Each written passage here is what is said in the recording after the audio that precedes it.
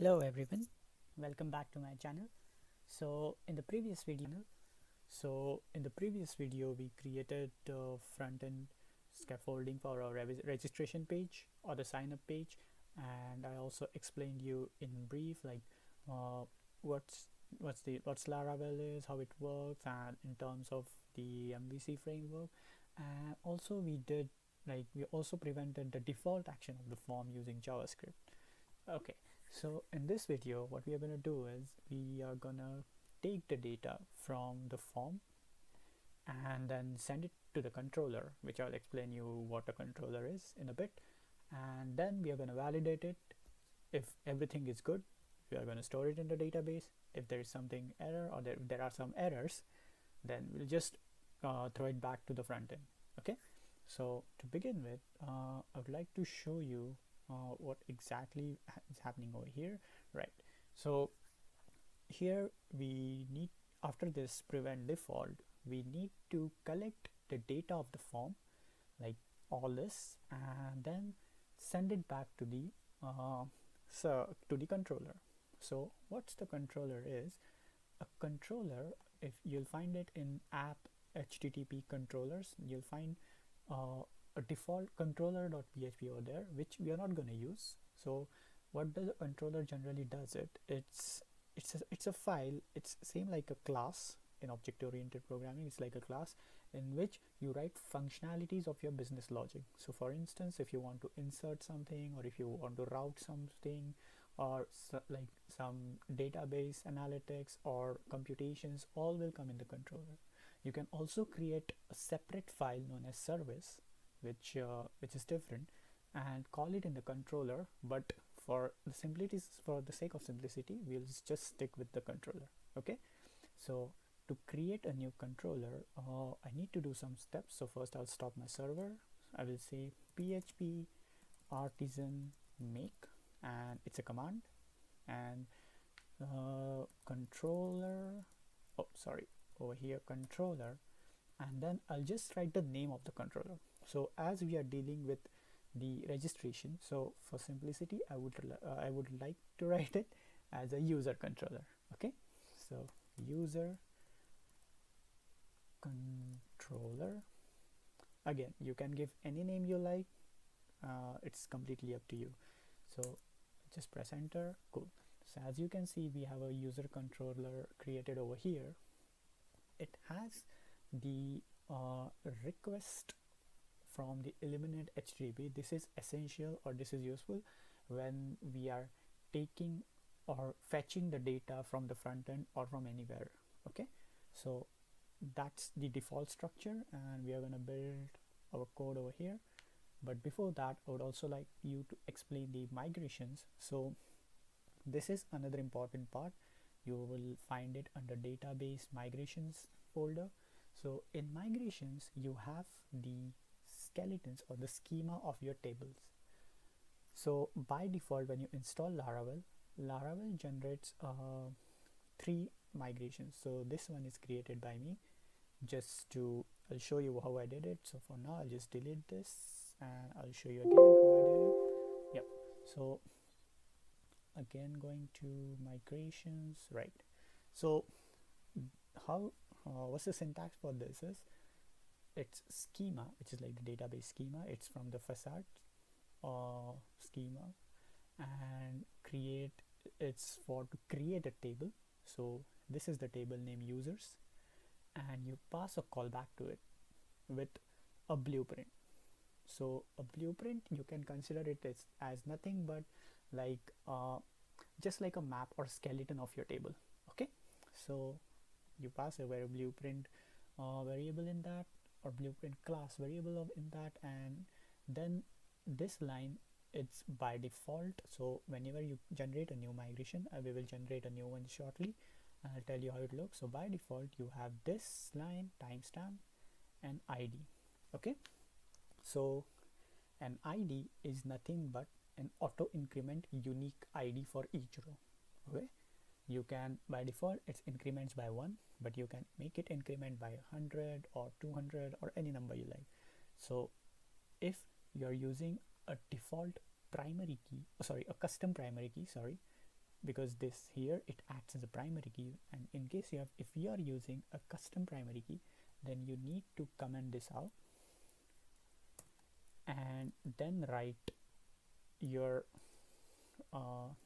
key something like table, suppose, oops, sorry for that, something like this, table, and then whatever, if it's a string, and maybe like my ID or anything like that, and I have to just say it like unique. Okay, so this will make it a unique key, and also I need to define this. If I'm using a model, then I need to define this ID in user.php as primary key, as a primary key. Okay, else it will throw an error. But as we are not going to use this, and also we will be requiring the auto increment, so I'm going to keep it as it is. And this one, it's nothing but, so the syntax for this is in column, in bracket, you give the name of the column and you have a data type for it. So generally for varchar or text, for varchar or normal string, you use string.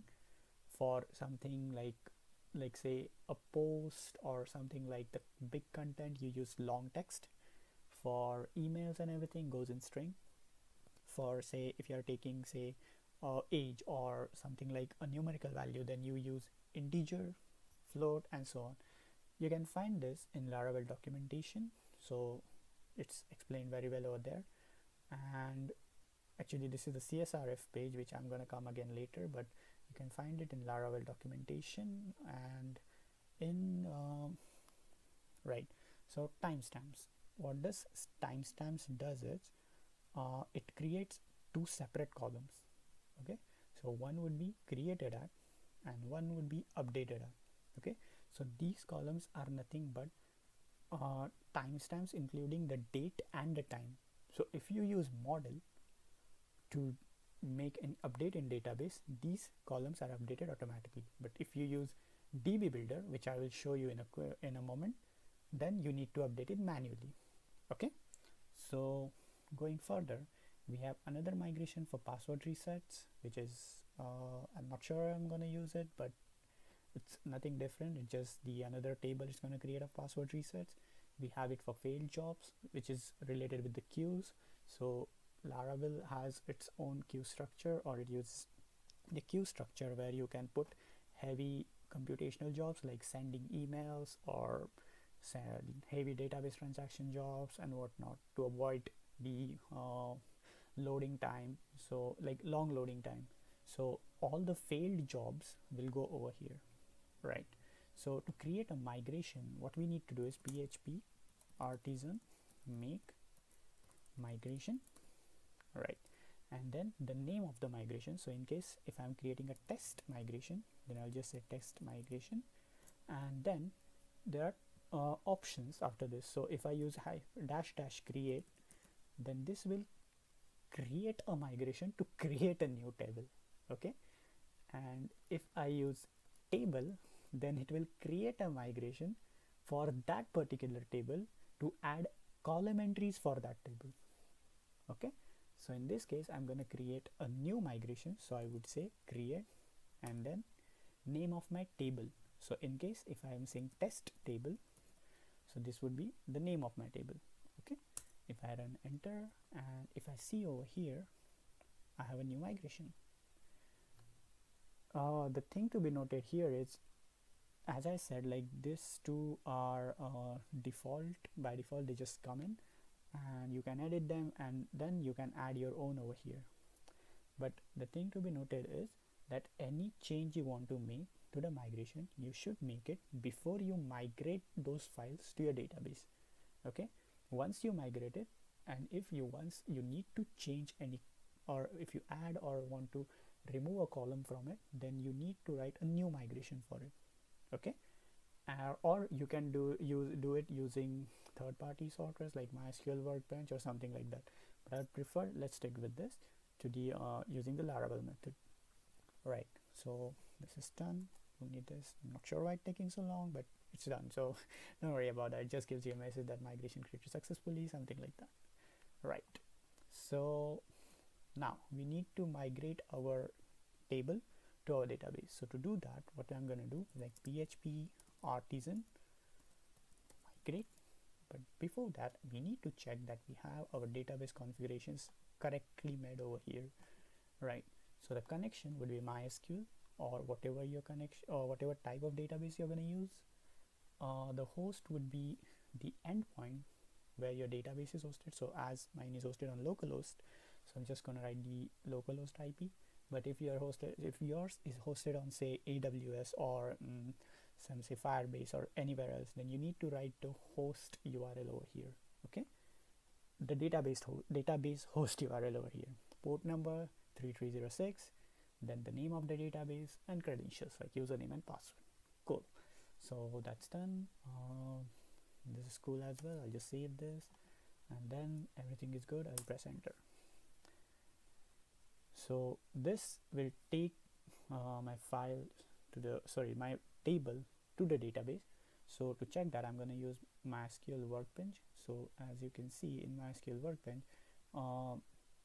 in my DB, if I go in tables, if I go in yeah, I just need to refresh this, refresh all, and if I just expand this again, cool.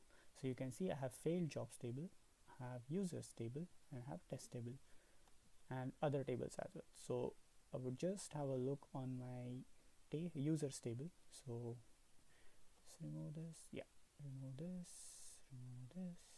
yeah. So all looks good. Now we are ready to start working. Cool. So if I go to my application over here again, so this is looking good, and don't need this as well. Perfect. Going back to the home lobby, right? So now what we need to do is I'm gonna use, instead of getting values of each input separately by using document.query selector or get element by tag name and whatnot, what I'm gonna do, I'm gonna use form data. So what form data does is, it's a JavaScript way of doing things. It's supported, I guess, in mostly all the modern browsers. So that's like, it's perfect to use. That's actually my recommendation if you are using something on modern browser application. But if you want something of backward compatibility, then you need to just double check with that. So if it supports your recommended browsers, cool. But form data is supported on modern browsers, like all modern browsers. So here so form data is nothing but the object. It's we can consider it as an instance of a form element that we pass, which generates a JSON array or JSON array with key value pairs. So the key is nothing but the name of that input tag, and value is nothing but the value of that input tag. Okay, I'll show you how it looks. So to begin with, I would first write over here var form data equal to new form data, right? And in this I need to pass the form element, which is this one. So I would just simply write here e.target. Cool. So the e.target is nothing but the events target generated by clicking this submit button. So as you know, like each submit button is associated with a form. So when you say e.target, so form associated with that button. So that's what e.target here refers to. So I'll just quickly console this and check what we are getting. Console.log form data. If I just save it and run the server again, cool, and just refresh this. Right, so I'm just going to use a plugin known as fake form filler to make dummy entries for testing. It's good for development mode, but I would recommend you to, like, I would say that use this plugin at your own risk. So we'll just say fill it up, and then if I do sign up, oh, form data is now, oh sorry, form data, silly mistake, sorry for that. Cool.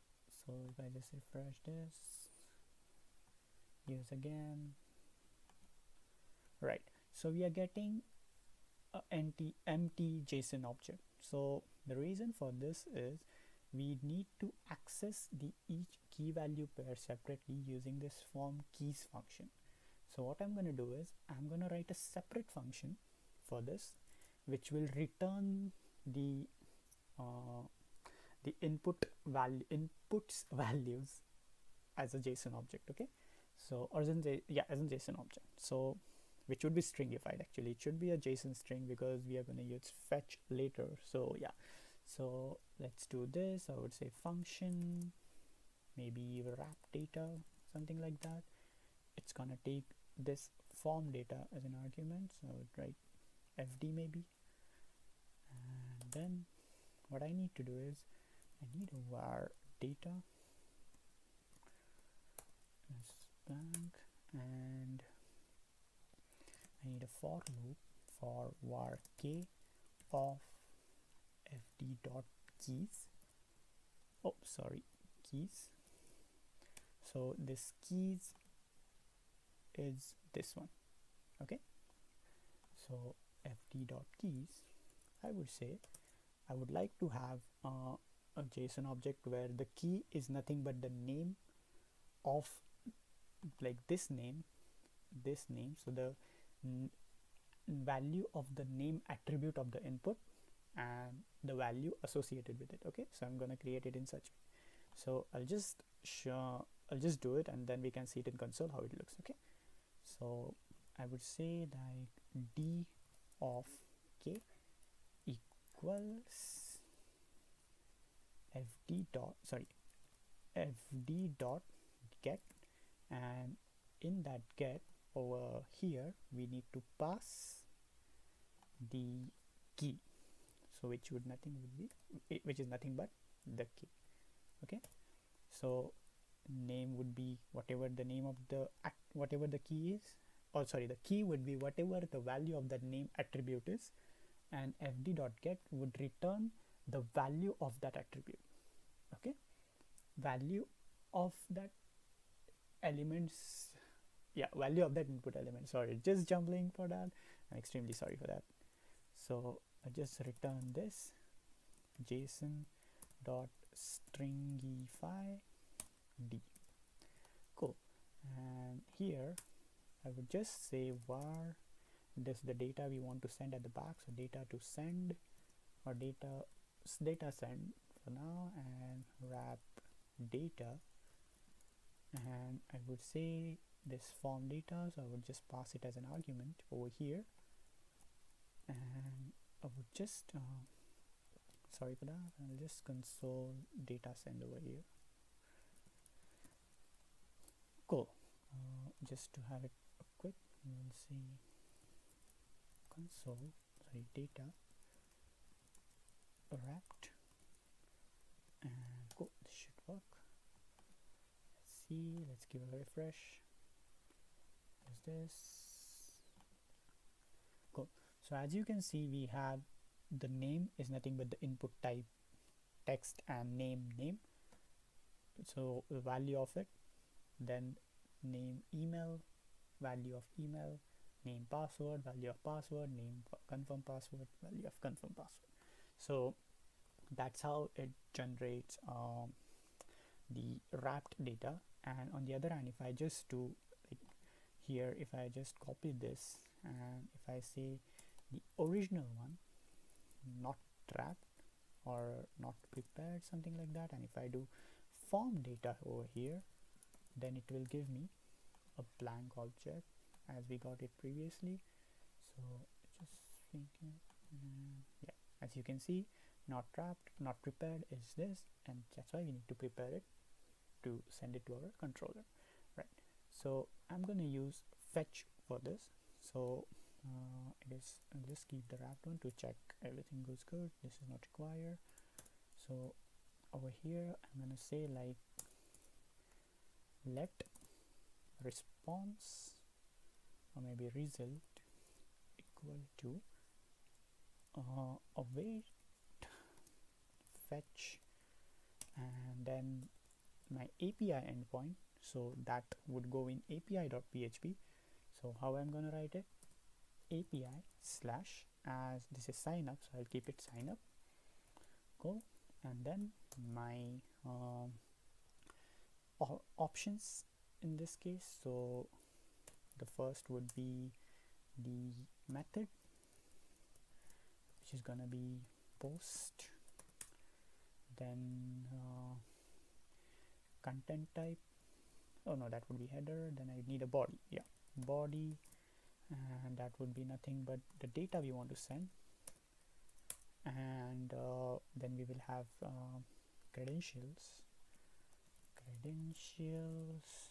they would say same origin, cache, oops, no cache, headers, and then again an object here, it would be content type would be application slash JSON, and now we will need a CSRF token to be passed from this with this request. Okay, so the reason for passing a CSRF token is I kept this tab open, so to avoid cross-site forgery or cross-site forging or those malicious attacks, Laravel creates a CSRF token associated with every session. Okay, this token is required to check that an authenticated request or a valid legit request is made to your application. Okay, so to do this, if we are using like plain Laravel way where you have form, then input type submit, and then the form goes straight away down, then you need to include your CSRF token in the form with something like @CSRF. Okay, so as we are not using this, we need to do something differently. So here I need to include a meta tag with name CSRF token, or I can give any name, but for simplicity I'm just going to use CSRF token, but the content value should be the CSRF underscore token bracket. Okay, so this will generate a valid token for our this session request. Cool. So to do that, what I'm gonna do here, I would write CSRF token would be document, sorry for that, document dot query selector, it would be meta name equal to these double quotes, let's throw error CSRF token. So I'm selecting the meta tag which has the attribute with value CSRF token, which is this one, and I want this attribute of this tag. Okay, so how I'm gonna do it, I will say get attribute over here dot get attribute, and which attribute I want, the content one. Cool. So this is our fetch request. Now I'll just quickly show before proceeding how it looks in the browser, the CSRF token. So if you check over here, right, this, so as you can see there is a token generated to avoid or to do a proper authentication, okay, or proper validation of the request. Cool. So that's done, and now we will use let response. So this, I need to use this result and get the response using the promise. So I would say await result dot json. Cool. And here what I will need is I need to first create the API endpoint before proceeding. So I'll copy this as it is and I'll go in api.php. Right, so the web.php is for all the web routes or all the routes that you type in the browser, and the api.php is for all the API endpoints. Okay, so as we will be using Laravel API to do this sign up and everything, so my API endpoints will come over here. Okay, and how do I do it? I just need to do route, and then I need to use the method. So in this case it will be post, and then the name of my method, so sign up, and I can either give a callback over here or I will connect it with a function in the controller. So as I'm going to use user controller, so I'm going to do it, I would say user controller and then @. So then after this I need to write the name of the function. I will just say sign up. Okay, so to make it very simple, just consider it like as the second parameter needs to be a callback, so name of the controller @. So @ is as good as saying pointing towards this name of the function. Okay, so that's the syntax for this. So I will go in the user controller, and here I would create the function public function sign up, which will be having this request. So I'm using this request object, so request class, and having the request object of it. Request. Cool. Just to check that we are getting things correctly, I will just return JSON encode $request all. Cool. And in the I'll save this as well, and here I would just console my response. Response. Oh, sorry, response. Cool. Let's check if this works. So quick refresh. Fake data going in. Wrap. Cool. So we are getting the response. Things are working great.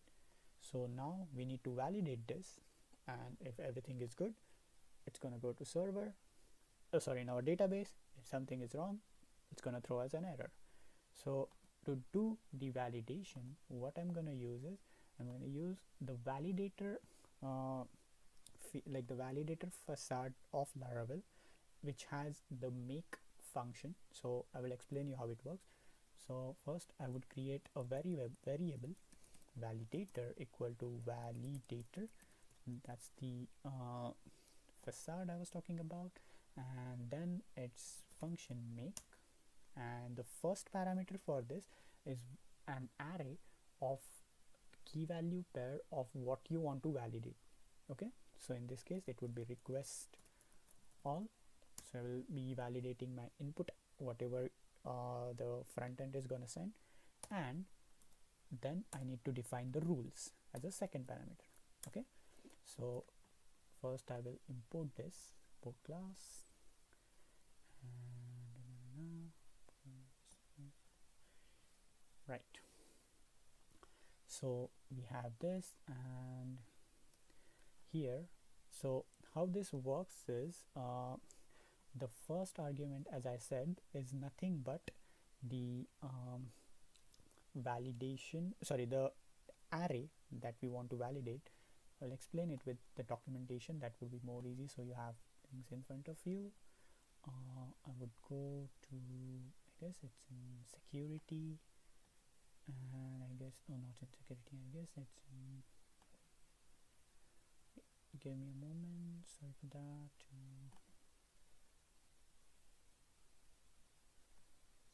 6 validation, yeah, so it's in under basics validation. Okay, so there are various ways to validate.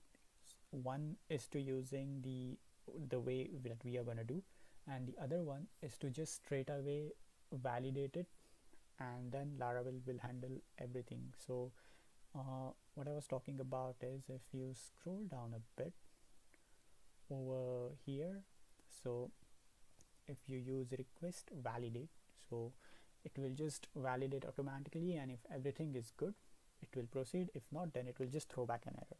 Okay, so this one.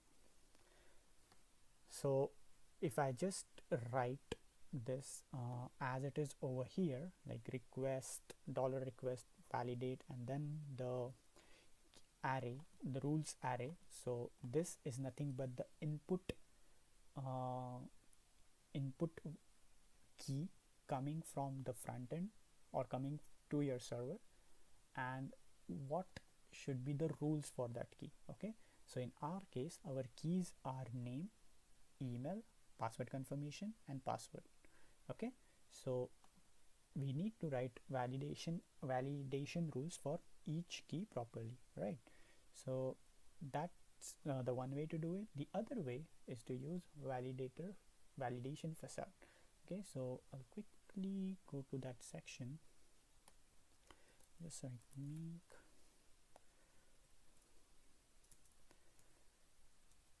yeah, here.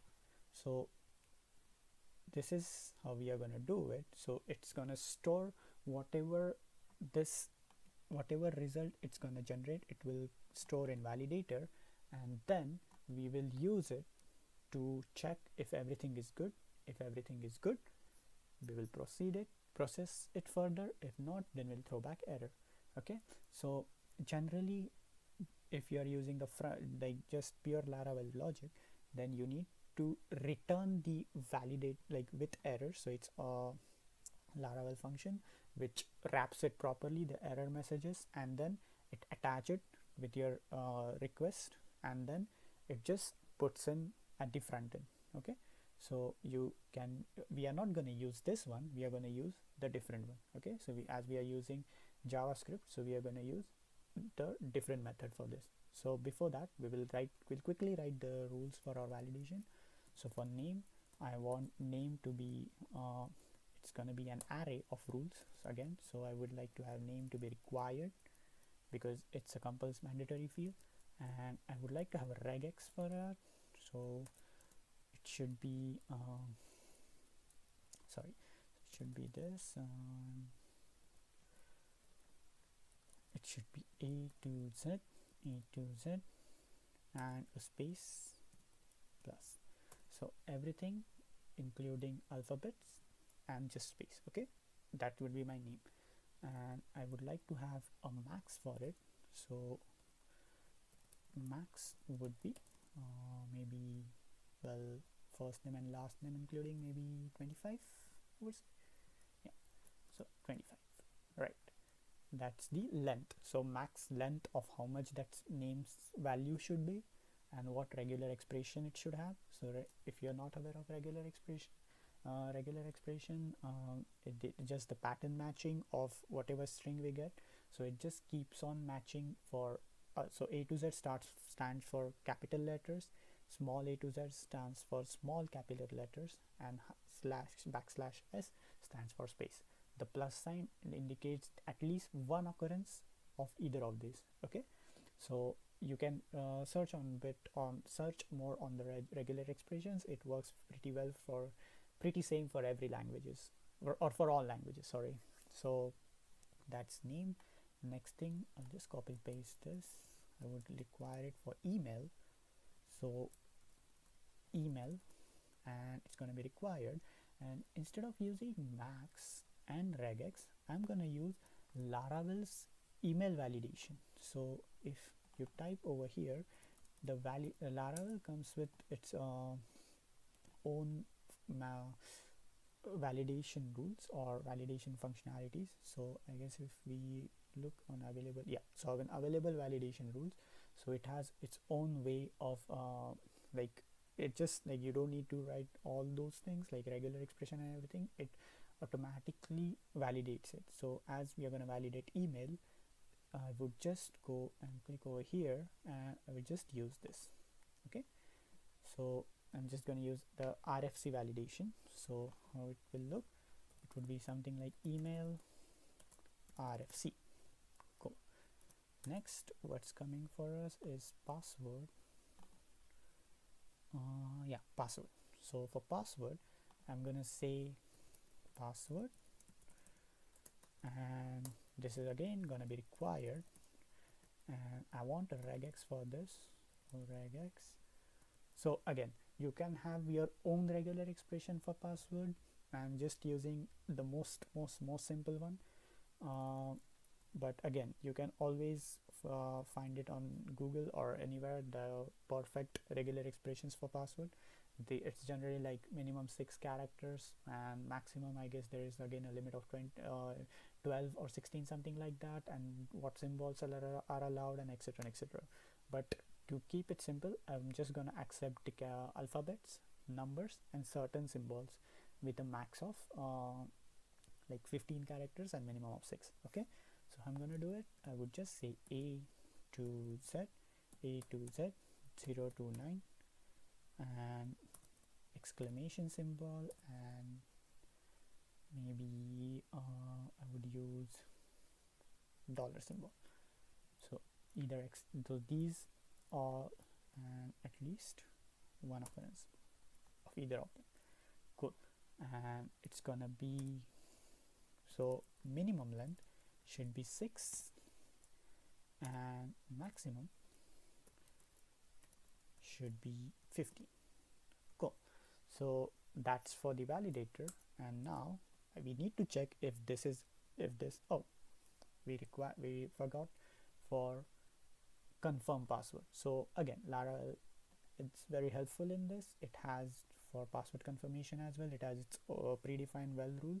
So if you just type password over here, and right, so if we go and find for confirmed, yeah, so this is very handy if you want to check like the password entered and the confirmed password are same or not. Okay, so what I'm gonna do is my key matching, and I'm just gonna write confirmed in its rule. So here I'm gonna say something like confirm. Okay, and how it works is I missed something, extremely sorry for this. It shouldn't be colon, it should be arrow symbol, because it's PHP array and it's not JavaScript anymore. So yeah, cool. Right, so how does this works is if I go to my home.blade.php, and whatever field I used as confirmed, in this case as we are assigning that rule to password, it will look for next or anything in that array of element which has the key as password confirmation. So in simple word, it would be password underscore confirmation. So if I want to confirm the email, like double typing the email, then I would need to write email underscore confirmation. As I'm confirming password, it would be password underscore confirmation. Cool. So going to the controller again, and here I have to write, if this everything is good, then I have to write validator. If validator fails, so this is the function associated with it, if it fails, then just return a JSON response JSON, and I'm going to use status code just to make sure that things are like, it's easy to identify whether it's fail or it's success. So for fail, I generally use status code as -1. So you need to pass a JSON response is like an array, so -1, and the message associated with it, why it failed. So to get the validator messages or the failed response messages, what we are going to do is validator, and we are going to use messages. Cool. So this will return an array for us, and else if everything is good, everything is perfect, we would like to have a response of success. Okay, so just use this, and I will change this to 1, and then I would use something like success. Cool. And oh, I need to JSON encode this because I'm going to display it in my front end, so I need to JSON encode validator messages. Cool. So this seems to be good for now. Let's go to our front end again, and here we will just console whatever we are getting. Okay, so we are already getting the response, so we'll just console that. Cool. So let's go over here again, and let's give a quick refresh, fill in the data. Let's do. Cool. So there seems to be an error, right? So there is an error in our server at our backend. So let's go and check what's the problem is. So here, user controller, right? What I will do is I'll go to storage, logs, and there you will get a log file which will tell you what errors were when it comes to handling like using API structure or front end and sending requests from front ends and handling errors generated because from the request from JavaScript or something like that. Because if it was a pure Laravel, it would have come over here, but as it's not, we will see it in log. So let's check what's the error is. Right, access denied. Okay, unknown modifier. Okay, so it's somewhere in the preg match. Okay, let's see at what line it is. So it says, okay, it doesn't give the line number. Let's see the previous error. Oh, this is not the right one, so I guess we need to look here. So let's see what it does. Right.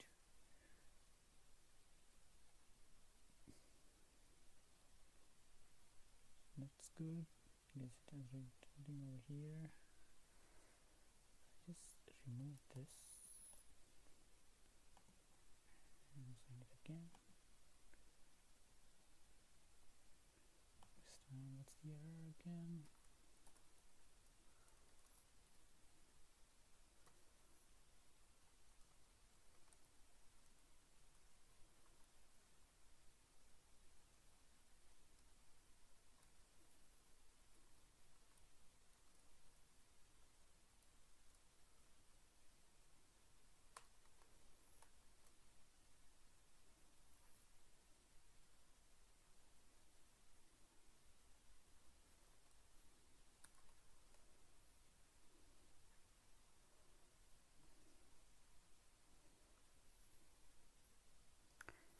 Cool.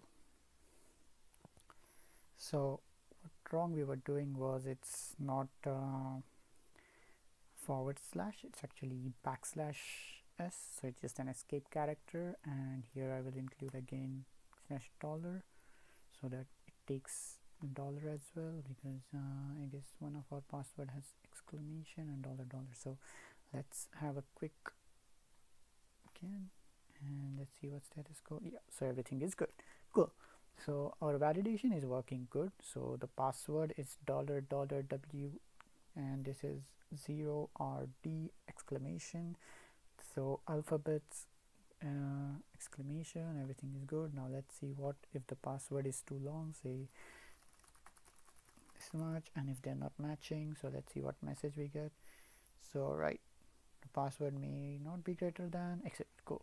So we are getting proper messages, everything is good. Now we would like to display these messages in somewhere over here as an alert. Okay, so what I'm going to do is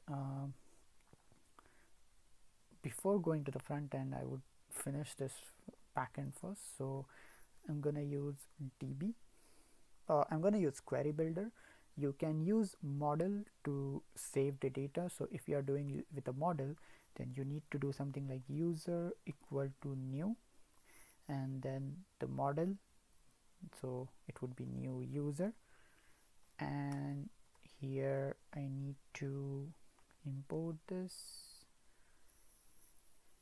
It would be app user, and you would need to write $user, then name and equal to $request name and $user, email equal to $request email and $user password equal to $request password. And then to save in your database, you just do $user save. That's it. So this saves the entry in your database. Okay, and the other way to do is to use query builder. So oh yes, we need to put another rule over here that the email needs to be unique. So to do that, we are going to say unique. Again, Laravel validation rules to be handy. If you just search for unique over here, so it to make sure that the column or the entry is unique, we are going to say unique and then the name of the table, so users, and what field we want to be unique or what column we want to be unique, the email. So that's the another rule. Okay, so this is the model way to do it.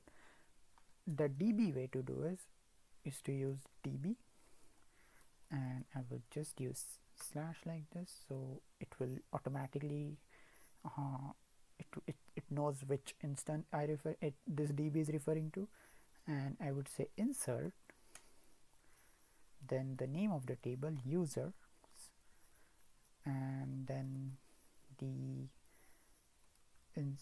sorry for that, this would be table and this would be insert,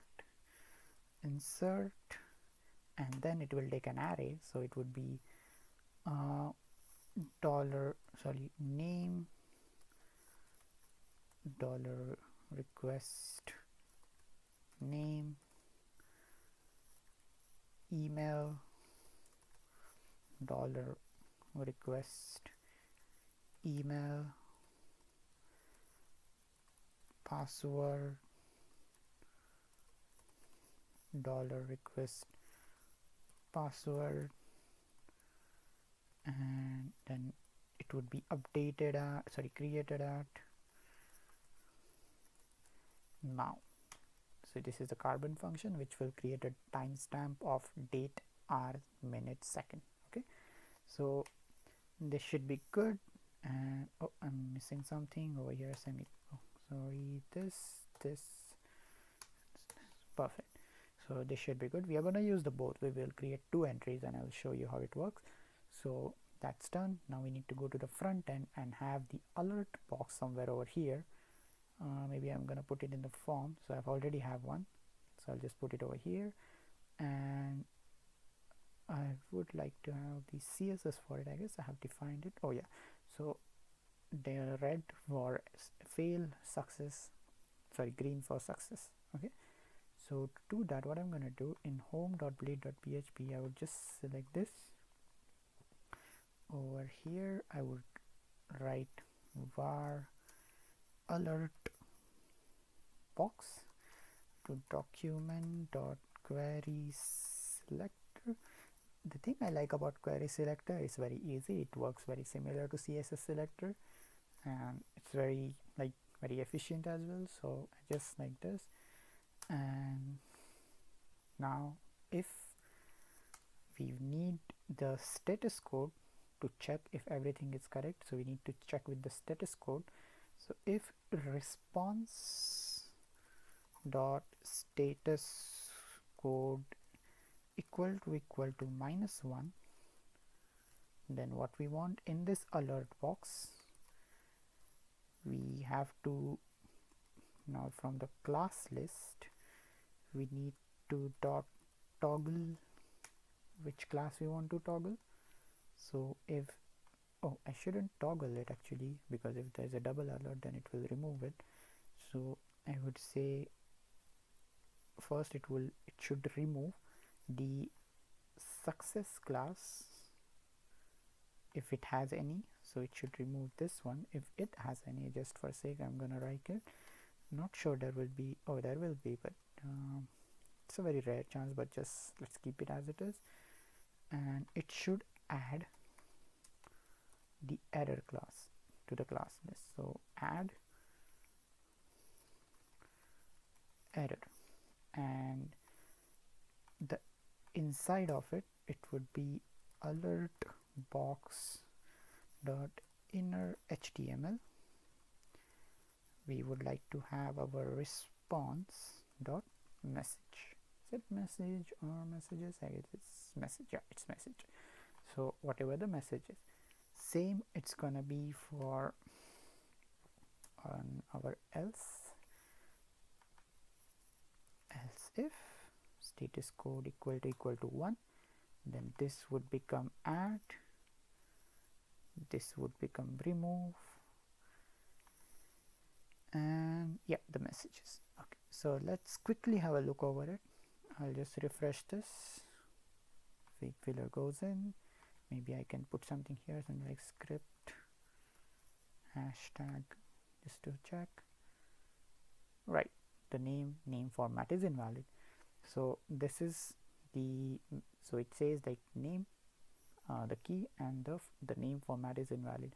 If I just want to display the message over here, then what I'm gonna do, I'm gonna write a function, or I guess I can just put it over here only. So what I'm gonna do is I'm gonna say var error message equal to blank, and for var m, it is just not to get confused with this k and k over here, so I'm going to use a different one. For var m in response dot message, and in this case I want to parse it, so I would say json dot parse response dot message. What I would like is, I want this error message should be error message plus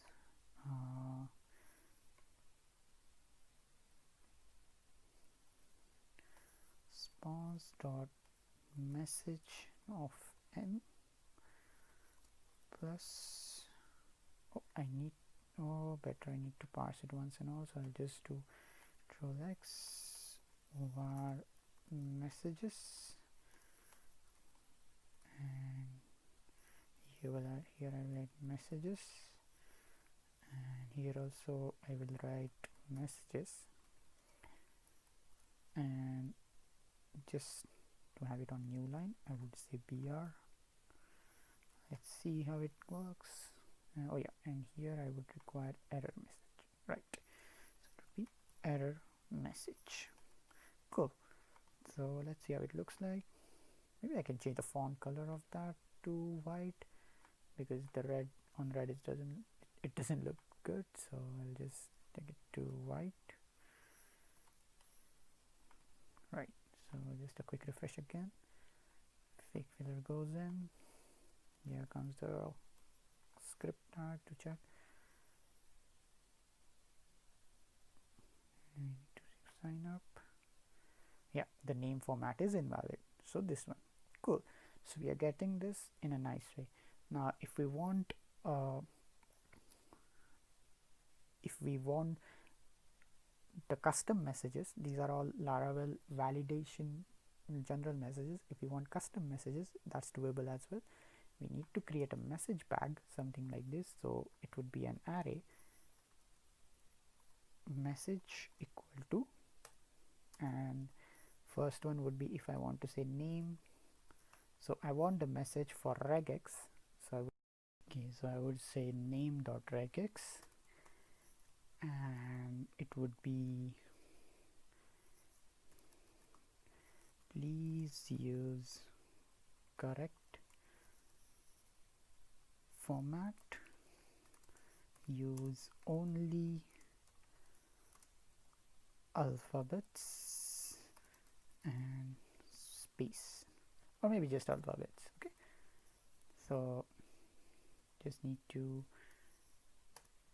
close this over here, and in this our validator make function, I have to pass this message as the third parameter. Okay, so I'll show you how it looks. So if I just quickly sign up, you see the message is changed over here.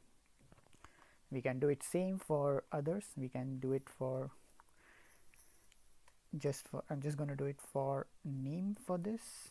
In terms of required, then I would say please I would say that name field is mandatory. So if I just now go over here and oops, sorry for that, if I just remove this, just make it bigger, yeah, if I just say this, should throw me an error. Just okay, I guess something is going wrong at the back. Let's see what's wrong. Oops, sorry for that. Failed. Oh, okay, so I guess I did something wrong over here. Oh, sorry, I didn't put a comma over here. Sorry for that. And let's see how it looks. Yes, the name field is custom messages, and now to avoid double insertion of the same thing, I'm gonna comment out one. First I will show you how it works with model. So here I would say again whatever the name it is, and let's see what message we get. Success. So let's check in our database. If I just, you see, if you use model, the created at and updated at fields are automatically filled up. Now in case if I just comment it, I'll just comment this out, I'll do this, and at this time I should get an error because this mail is already there. So if I say, see, the email has already been taken, so that's good, that's working perfect. So I'm just gonna fake in the fake data again and say again success. So we have 2 entries in our database.